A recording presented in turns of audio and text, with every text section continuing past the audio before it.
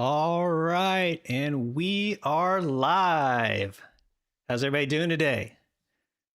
Hey, let's do a quick pre-flight check. Do me a favor and type yes in the comments if you can hear me okay.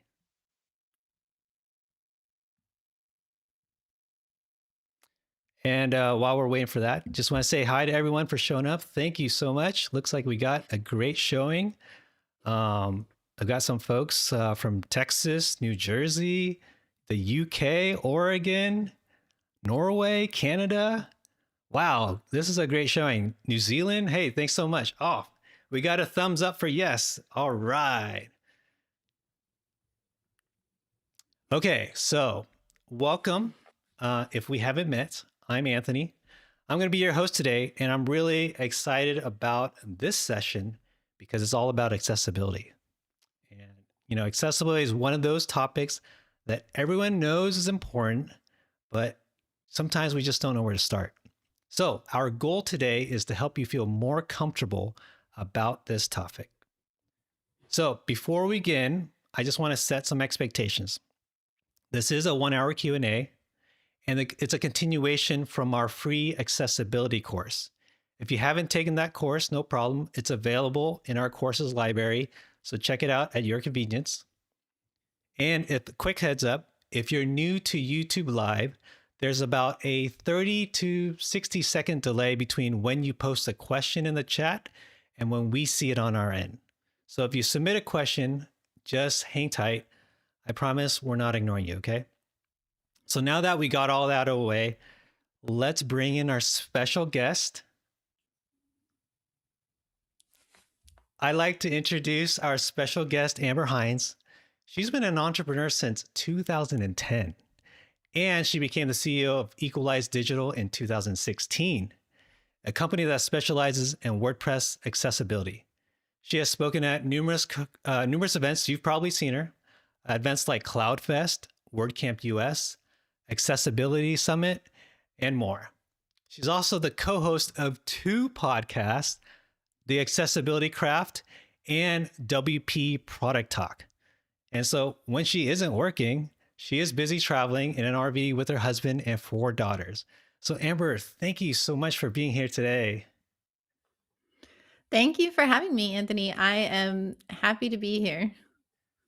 Well, we're excited to hear what you have to say. And now that we've laid the foundation and set the stage, let's jump right in. So we're going to start with some submitted questions first. These were open for people to submit, and we basically have them available. And after we go through these submitted questions, we're going to go through our live audience questions. So Amber, are you ready? I'm ready. Let's do it. Okay. So let's start with something easy. Okay. Let's start with something easy first. What is web accessibility and why does it matter? Web accessibility is all about ensuring that a website can be used by everyone, regardless of how they interact with that website, whether they are using a traditional computer, mouse, and keyboard, or they are using some sort of assistive technology like a screen reader, or maybe they don't even use a mouse, they only use a keyboard, or they don't use a keyboard, they use a switch device instead. They could be on a mobile phone, they could be on a computer that's zoomed in. And so on their computer and their desktop, it actually looks like the mobile view of the website. So, really, website accessibility is just about ensuring that we can reach the most people and the most people can take whatever actions we want them to take on the website, regardless of how they use that website. Well, thank And you. why is it important? The why it's important really comes down to the fact that a huge percentage of our population has some sort of disability. The number from the World Health Organization is something like 1 in 5 people in the United States. It's 1 in 4 working adults. These are people who have money. They can be your customers or your clients' customers if you're building websites for other organizations. And really, it's a basic human right. If you think about all of the things that you do, how many times have you ordered a product in the last week off a website, right? Or ordered food for delivery, or looked up the times for a hair salon or a phone number for your kid's school. All of these things are things that are necessary for life. And we want to ensure that all people can have that same access that you and I have. Awesome. Well, we definitely know that accessibility is important. That's why everyone's here. So, what accessibility issues should every site fix first? So that is a really good question. It's also kind of a complex question because not every website is the same. I do have a screen share up though, if you want to pull that up. We at Equalize Digital make a plugin called Accessibility Checker, and it has a free version on WordPress.org and a paid version. This particular screen is in the paid version, but you can get all the same information in the free version on an individual post. And what I'm showing right here is our open issues list that shows sorted by severity what the problems are, because I think that this is a helpful way of knowing where to start. So the things that we recommend starting with are things that we would consider critical blockers. This is something that would literally stop someone from being able to get information or take an important or desired action on a website, such as purchasing a product or submitting a form.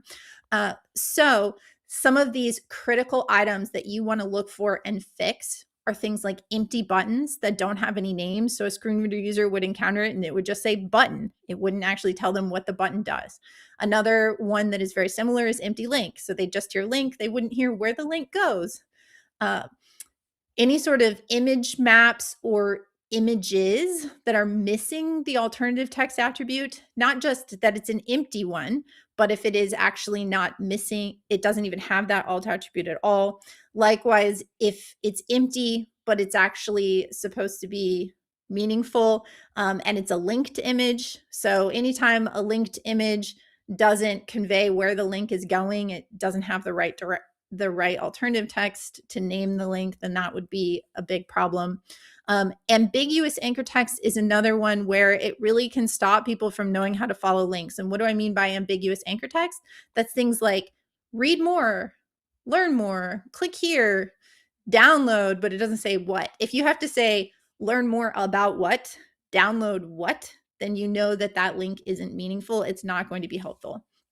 Any sort of issues related to zooming and scaling. So think about, and a lot of us have probably done this. I've done this recently, which is I've been on my phone, I'm looking at a website and I'm like, gosh, this text is so small, and I zoom in. Well, you can only pinch zoom if a website allows it. So if the website is blocking that, that would be like critical functionality that's going to impact a lot of us.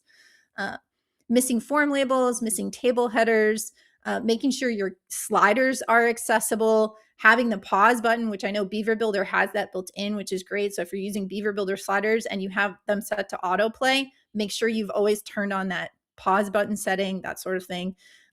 Making sure your blinking and scrolling content doesn't cause issues.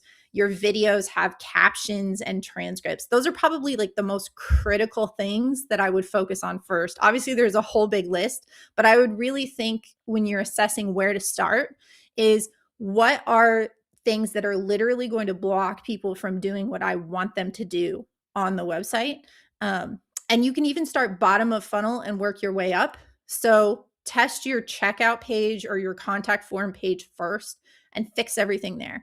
And then move back up towards, how they come in, but start at the bottom where that conversion happens.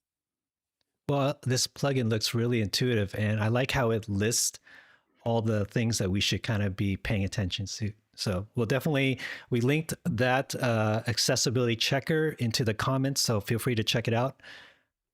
And so the next question I think that makes sense to ask is, what's the best way to deal with brand colors that aren't accessible? This is a great question. We get this all the time, and this does happen with a lot of our remediation clients.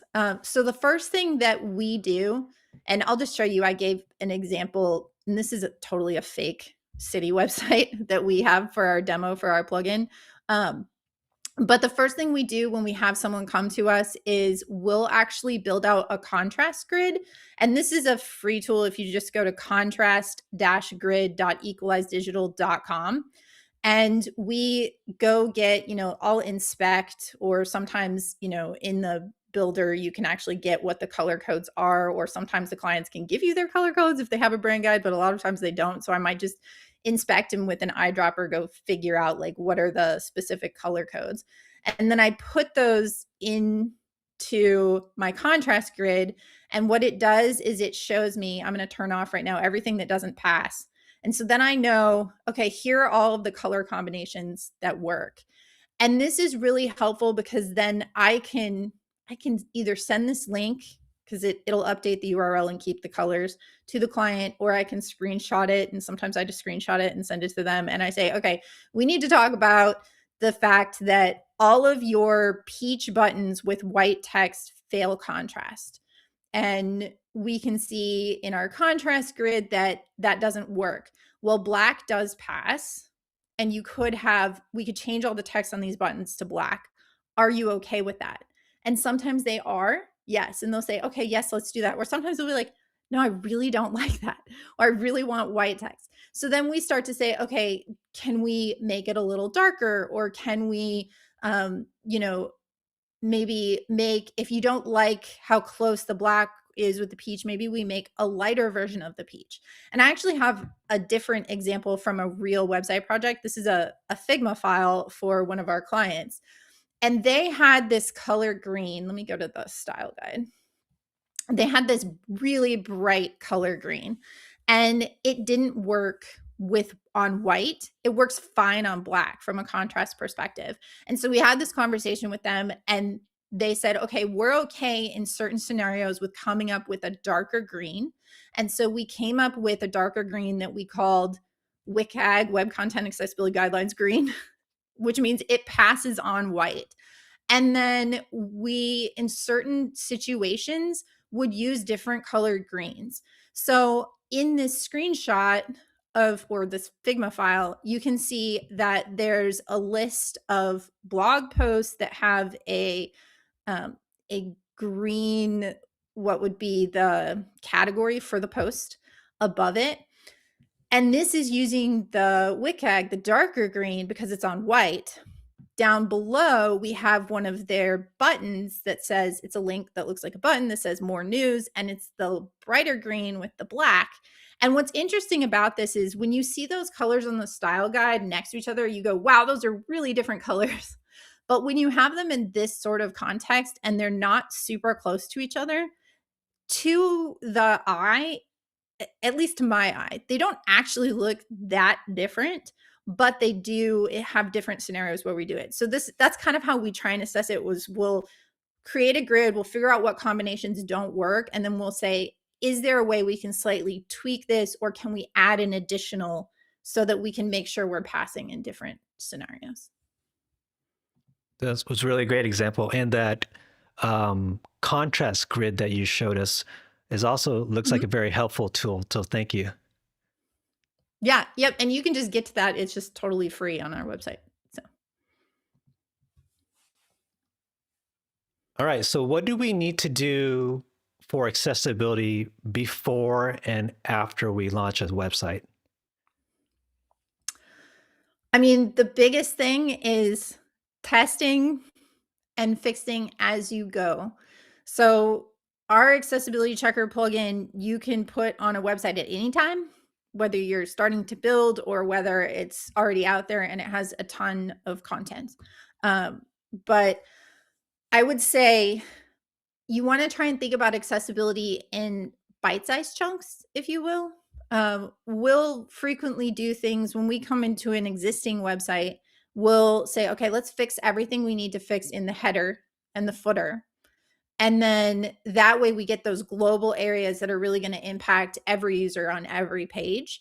And then from there, in our automated tools, you'll start a page with kind of a 100% score. And then the only problems that show up in automated scans are problems that are being added as you build out the page with the content, which is helpful because then you can teach yourself, if you're the one adding content, or your content creators, if you have a team of people that are adding content, that to really watch and test and make sure that they're adding content in a accessible way. And I would say doing that as early as possible if you're building a new website is really important. Um, I would sometimes, we do like style guide pages for clients where we put tabs on it and we put an accordion on it and we put, you know, different column examples and things like that and all the headings. And then we use that to style and say, okay, we're going to do this design, but first we're going to get a whole page that looks the way we want it to look. And then we can roll those components out across every page. Well, if you're doing that for design purposes, also test accessibility, because you want to make sure that you are starting from an accessible place. And it's much better to test and fix issues with your accordions the first time you start using them than waiting until you have them on 500 pages. So I would say the earliest in the dev process that you can start testing and fixing problems, the easier it's going to be down the road. Yeah, that makes a lot of sense, especially with Beaver Builder. You're able to, duplicate modules and rows and pages. So if we're able to make those, like you said, components or modules already accessible, when we duplicate it, we can know going forward that it's going to also be accessible instead of trying to go back and fix everything afterwards. So that's great advice. Yeah. That kind of leads me to my next question is, so what tools do you recommend we use for testing accessibility? Well, of course, I'm going to recommend our accessibility checker plugin. Um, the other testing tools that I use tend to be browser extensions. I do occasionally use the Wave browser extension, which is all these are free browser extensions, especially on a website that I don't have admin access to. If I want to just see the front end, that's a helpful extension. There is another one that I really like. I don't know if you can share my screen again, if it's still up, I could demo a couple of browser extensions that are super handy. Yeah, definitely. Let's So go ahead and I'm going to go ahead and screen share. So feel free to share. yeah, so one that I really like is called the Headings Map plugin browser extension. And what this does is it gives you a full outline of the page and the headings and what order they're in. And, from an SEO perspective, we want to have an H1. Well, you also want to have an H1 for accessibility. And then you want your headings to follow in correct numerical order. So this can tell us whether or not there's a problem. Like we can see right away, this website doesn't have a heading 1 on the homepage, and it highlights it for you. And you can, jump down and see things like even this upcoming events is a heading 2. And then we've got farmers market, local artist showcase, Tuesday science talk, city council meeting. These are all also H2s, but actually these are items that are nested under upcoming events. But because the heading structure hasn't made these H3s, it's kept them as H2s. That might not be clear to someone on a screen reader that farmers market and local artist showcase are actually events as opposed to just some other section on the webpage. So I really like this browser extension. It does landmarks as well, but it's not my favorite for landmarks. The one that I really like for doing landmark regions is it's called Landmark Navigation. I want to say I'll have to find it and send it to you so you can put it in with the notes. But the reason why I like this is because when you hover over any one of the landmark regions, it shows you both what their name is. So we can see it's kind of behind it right now, but there's a navigation language area. There's a secondary header menu navigation, primary. So it shows me that they have unique names, but it also highlights them. And this is really helpful if you're checking to make sure that all of your content is contained in a proper landmark region. Like this website, it seems fine. Sometimes I've seen things where there's a bonus little footer widget area down here, but it's not actually in the footer, which is content information. this website actually has a lot. Like, I don't know if the contact form needs a landmark region. It's maybe a little excessive, right? But like, this is a browser extension that I use a lot. So those are probably the three that I use the most on top of our accessibility checker plugin. Well, we'll definitely share those resources that you mentioned in the show notes, and that will email out to everyone. So don't worry if we don't have these available for you to view right now. We will definitely make sure that you get them. All right. So um, this is a pretty good question that someone asked was, what fixes do you think makes the biggest difference for users? Because I mean, sure, there's a long list of things that we can do, but what's like, if we had to do like an 80-20 rule, what's the most, important or makes the biggest difference? What is always difficult about that question is that not all users have the exact same needs. So the things that make the biggest difference for screen reader users are the things I mentioned, like having proper semantic names and elements. So if something functions as a button, so like it opens and closes a modal, it should actually say it's a button. It shouldn't be a link, right? And having the names, having headings in the proper order is super helpful for screen reader users. Having meaningful link text. For someone who is deaf or hard of hearing, probably the most important thing is having captions and transcripts. For people who have low vision, color contrast really matters a lot. So it is difficult to say, here's 3 things that you absolutely have to do, because it really depends upon who is in the audience and what you're targeting. I wish I could say there's like just a few things that are the most important, but unfortunately I can't. No, that's a fair answer. And, definitely, like you mentioned, there's different audience that have different needs. So we have to be cognizant of that. I think another question that is top of mind for every industry right now is AI. So how is AI impacting website accessibility? Well, it's impacting it in a couple of ways. There's been a lot of talk about accessibility overlays in more recent years, and there's a great website I recommend called the Overlay Fact Sheet, which has a lot of information about the tools. You may have seen them on websites. They have like the accessibility icon, which is kind of like a little starfish guy. And when you click it, it opens up this whole toolbar, and sometimes it'll have a screen reader. It'll be like pause all the animation, change the color contrast, increase font size. Sometimes it's like change to a dyslexia friendly font, like all these different buttons and tools. And then those tools also try to use AI to understand the website and fix things that like if you don't have images with alt text, it may try to read the image and insert alt text, that kind of thing.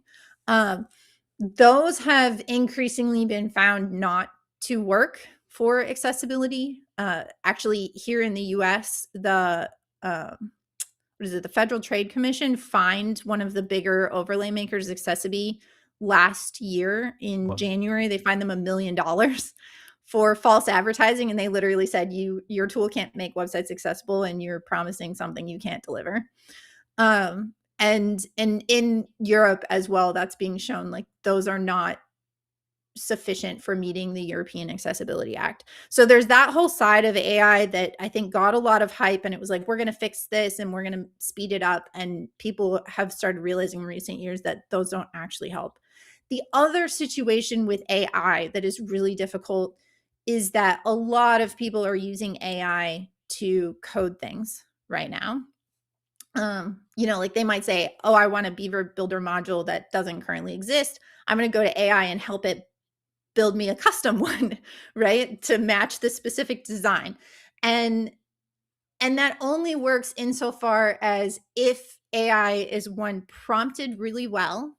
And you can't just say, make it accessible, because to be totally honest, most AI is trained on average websites, and most websites are not accessible, which is sad but true.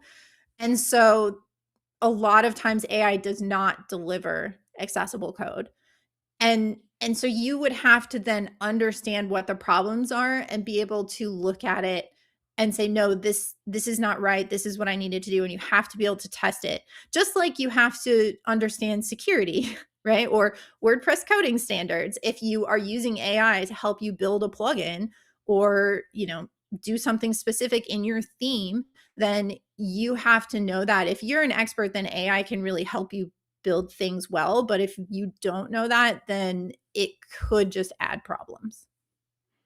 Yeah, that's a good tip. So we're all relieved to hear that AI cannot replace us. We still need to be the No. experts to oversee and make sure everything is working as designed. So thank you for kind of going through some of these submitted questions. I'm going to go ahead and shift gears to open up the live Q&A. So if you have questions, feel free to enter it into the comments. And one thing that helps me see it easier, if you can just put a Q right in front of your question, that kind of like stands out for me. So if you go ahead and do that. But right now I do have one question that came in was, is can you tell like what laws are required? Is there any specific laws that are required for any like specific businesses, like accessibility wise? Sure. So I'm going to first say I'm not an attorney or a legal expert. So this is my understanding as a web professional who focuses on accessibility, and we are not giving you any legal advice. But the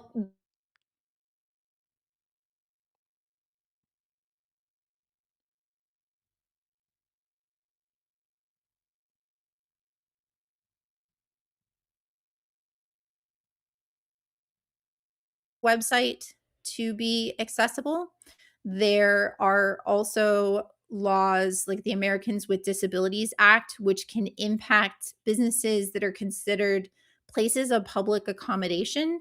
And typically that's businesses that are brick and mortar, but there have also been cases for, like, for example, Blue Apron, which was one of those meal kit delivery websites.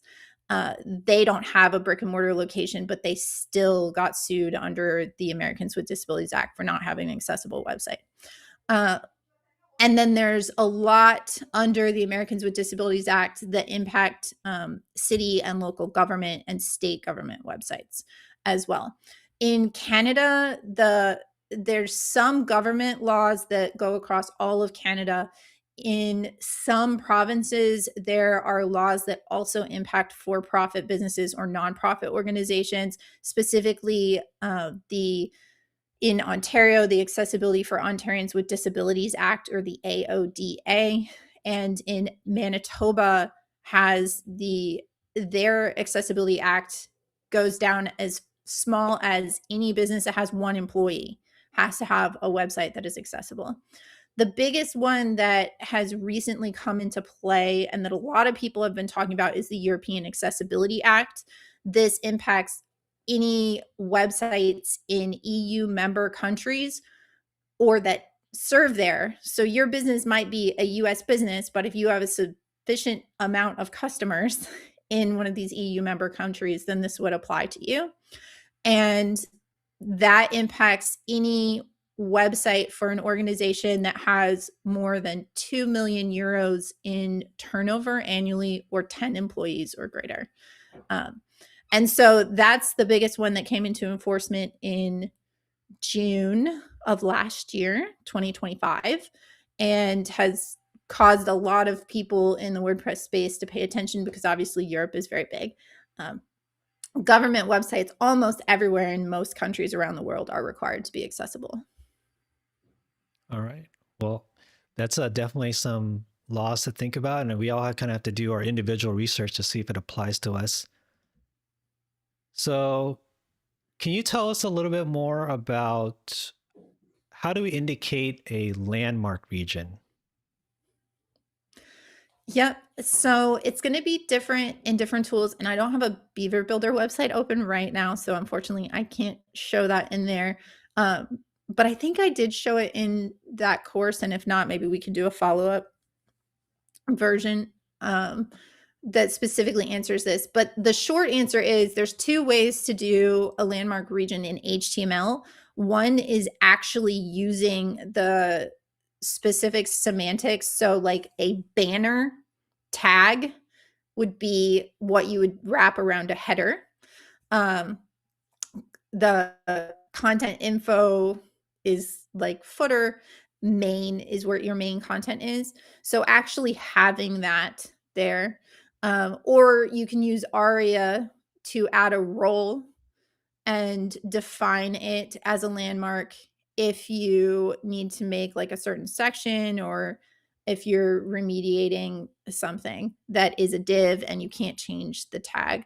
I believe in different parts of Beaver Builder, there are actually drop downs where you can set a specific, you can choose what it is. So you might say, oh, instead of a div, I want this to be a section. And then if you were to give it an ARIA label and it's a section tag, then that makes it a landmark region.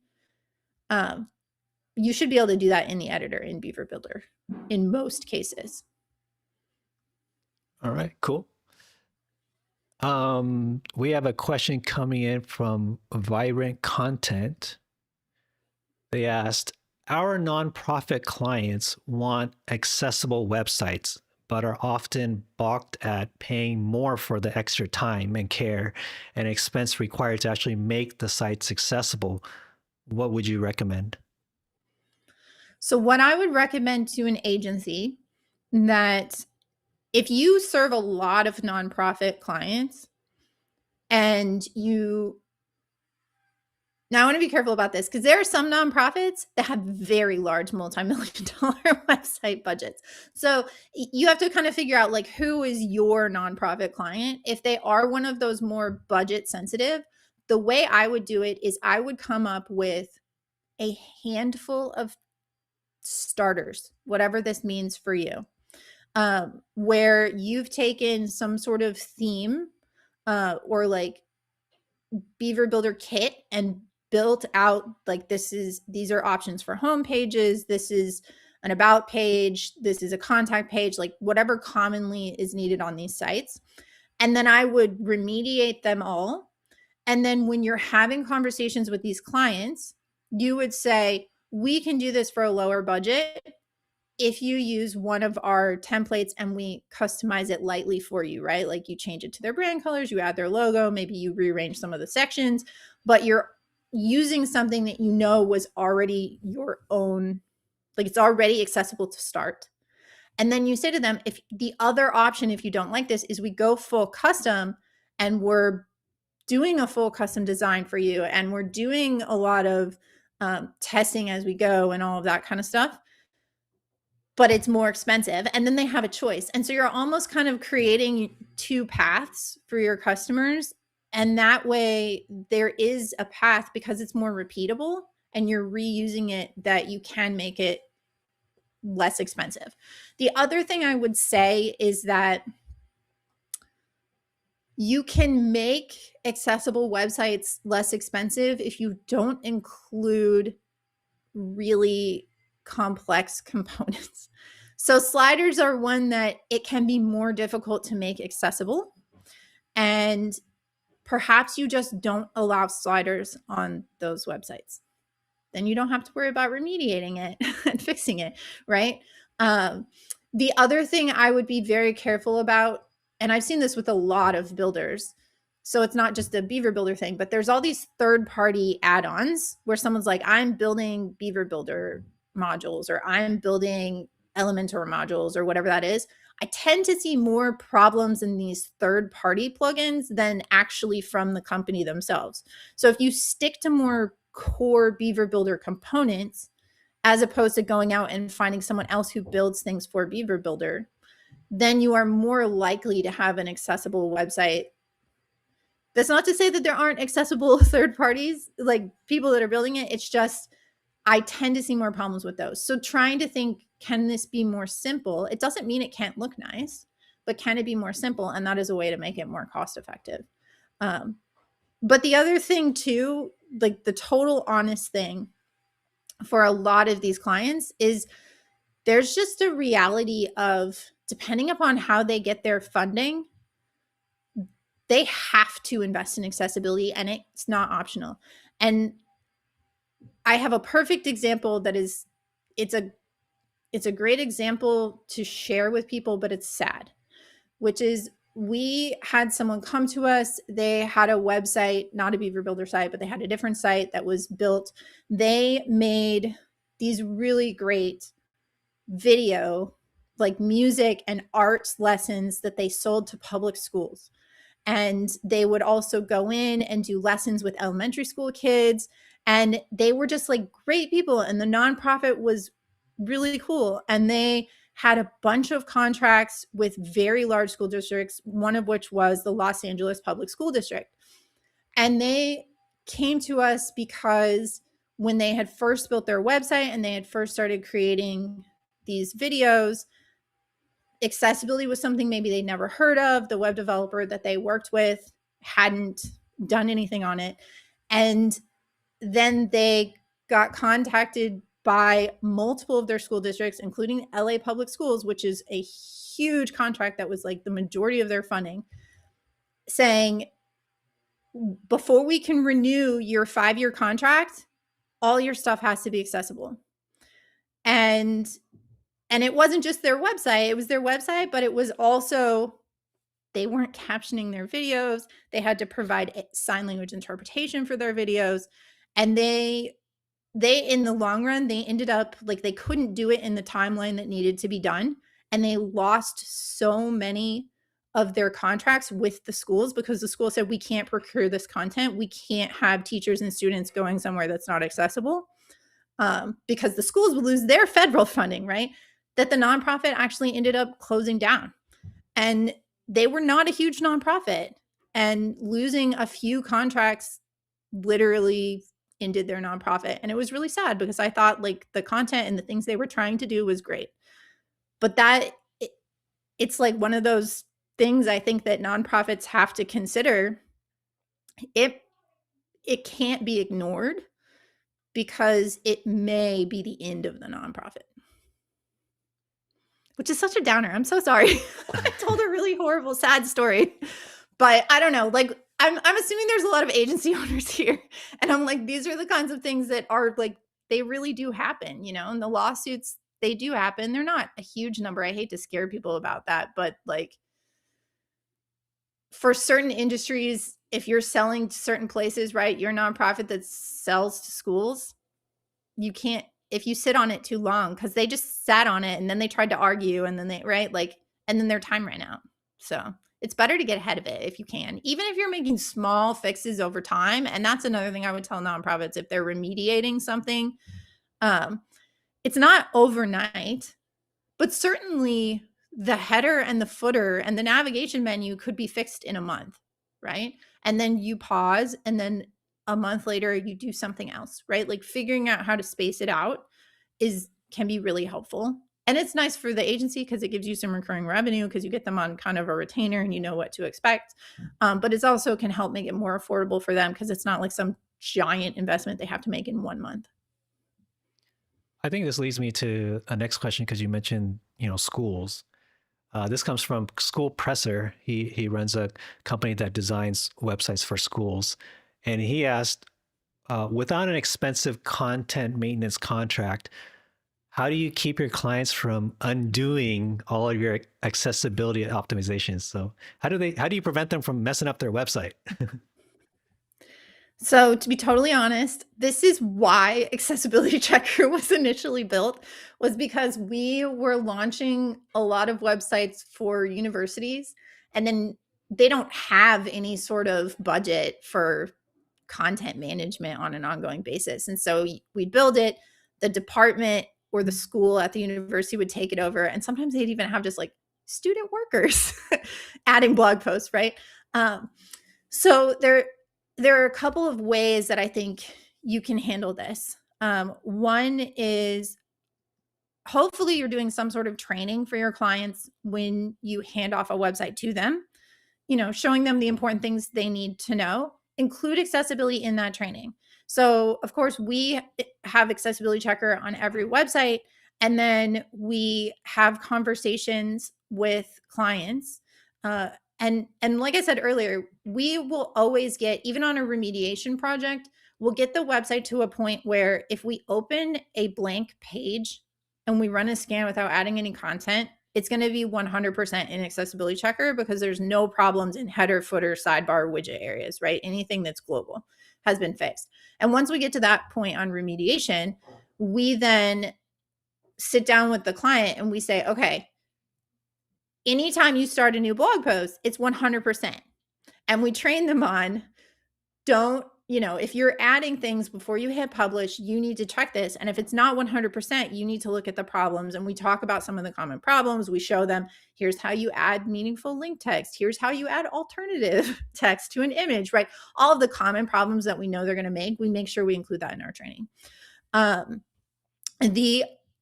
I think that, that is really important. We do produce regular content that is also training content. So we'll encourage them to subscribe to our newsletter, but occasionally with some clients, if we're like, oh, this is really going to be applicable to them because we made something about a specific builder or about a specific industry that we think is relevant to them, we might just email it to them. And this is a nice, friendly way to stay in front of your customers anyway, so that they remember you and they decide, okay, next time I need something on the website, I'm going to go back, because this whole time they've been helpful to me. Even though I wasn't paying them, they would occasionally send me an article or something that I thought was interesting or useful. So we'll do that, which is kind of a gentle nudge of reminder on training. We also try, if we can, to get people on some sort of monitoring plan. And that is not always a monthly plan. Sometimes it's only quarterly if they don't have a big budget. And we've had a few where it's every 6 months or even just annually. And they pay for some number of hours for us to do a automated check-in with Accessibility Checker and then manual testing of a few pages. And then from there, we will sit down with them and say, okay, here are the problems we noticed. Sometimes they came from maybe a plugin update. And so that means that they might not be able to fix it. And so either it has to be reported, or they then hire us to do a small, little remediation pass. Other times it's content. And so we talk to them and we say, hey, remember that training we had when we launched the website? Let's go back over it. Or we noticed that you inserted this new plugin, and here's the thing that isn't great about it. Does it need to be switched? Or can you change how you're using it, right? So if you can get them on some sort of monitoring, even if it's only annually, that's nice. It's a nice touch point. And I'll be totally honest to agency folks that are here, having those touch points is also helpful if you want to sell other work, because a lot of times they get used to talking to you once a quarter and they're like, oh, wait, maybe we should add this other thing. So you can sometimes also upsell them. That's a great advice for, us agency owners, because sometimes our clients do mess up the site, but we sometimes just have to educate them and coach them on what good looks like. And in a way, it's a great way to, like you said, touch base with them and maybe offer them some additional services. So I think I can squeeze in one more question. So for you folks that are asking questions specifically about Beaver Builder, feel free to submit any of those to our support team. And if we can't answer that, then we'll definitely answer it in a different, maybe future blog post or email, but we'll make sure that we'll collect all your questions here and get back to you. So one last question on the topic of clients. Maxine asks, clients sometimes want an accessibility, I want to think that's overlay because of optics. Maybe it's that kind of that thing that you were talking about with that AI. Anyways, it makes the user think the site is fully accessible. How can we talk them out of this? Different clients react different ways, but generally we have had good luck in a couple of ways. We will share the overlay fact sheet with clients and we'll say, go read this. This has a lot of information.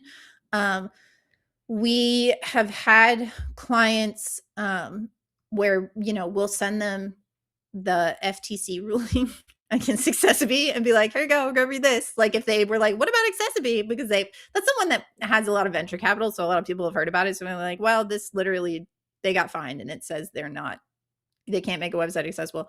That really can convince a lot of people.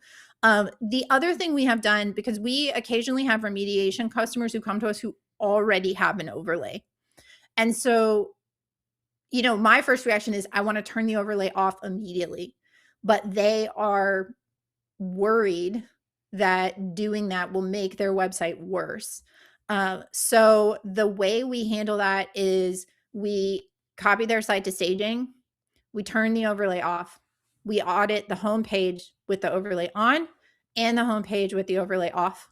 And 99% of times we find very little improvement with the overlay on. Like I did this recently for one with Userway, and you couldn't even tell the difference. Like it wasn't really fixing anything. and then we do something like, oh, and if you increase the font size in the Userway overlay, all your text overlaps because it doesn't adjust responsively. And so it actually breaks your website. So like literally showing them those things, then they're like, oh, okay, yeah, actually. And then I'm like, and how much are you paying per month for this? Like, let's just turn it off. And so usually that has been helpful. There is also a annual report that a company called UsableNet puts out about accessibility lawsuits and the numbers in the United States. And last year, I think about 25% of the lawsuits were against organizations that already had an accessibility overlay on it. So I've occasionally shared that with people and said, hey, this is not going to guarantee protect you. All right. Well, that's some good advice, and we're gonna definitely have to try to convince our clients not to have the overlay. Yeah. All right. So I just want to wrap this up with saying thank you so much, Amber. You've shared so much expertise today.